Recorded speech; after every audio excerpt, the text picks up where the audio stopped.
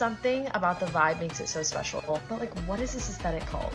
It's like not Scandinavian summer wedding, but it's very European, effortlessly chic. Est-ce que je peux me permettre?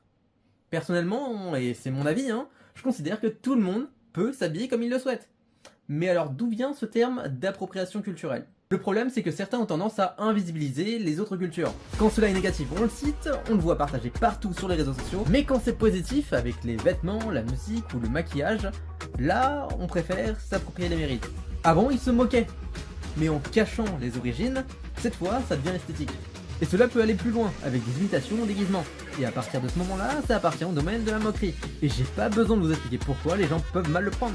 Cette mode du Scandinavian Scarf, et c'est comme ça qu'ils l'appellent, est offensant envers de nombreuses cultures.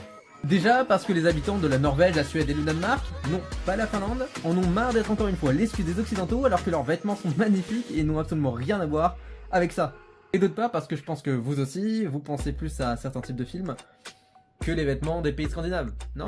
Je veux bien sûr parler de la culture sud-asiatique qu'on oublie souvent, comme le Népal, le Pakistan, l'Inde et d'autres cultures aux alentours. N'est-ce pas, Yasmine?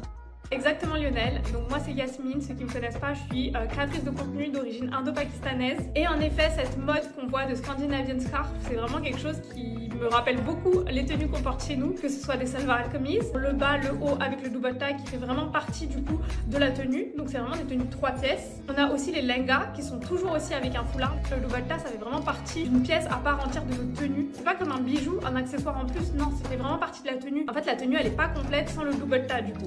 Ça a même plusieurs noms, donc dupatta en hindi, en punjabi ça va être chunni, et moi par exemple je porte tout le temps des salwar al-kameez et c'est toujours accompagné du coup d'un foulard, soit de la même couleur que la tenue, soit une couleur différente, vraiment ça dépend, même la longueur et même la matière de ce foulard va être vraiment différente selon les tenues. On va avoir d'autres types de tenues aussi, cette fois ça va être un peu des variantes du salwar al-kameez, mais par exemple ça va être des chemises très longues avec des pantalons très évasés, donc ça on va être sur du plazo, et on a même un autre type de tenue, ça va être des anarkali. Anarkali c'est une grande robe longue et pareil avec son foulard.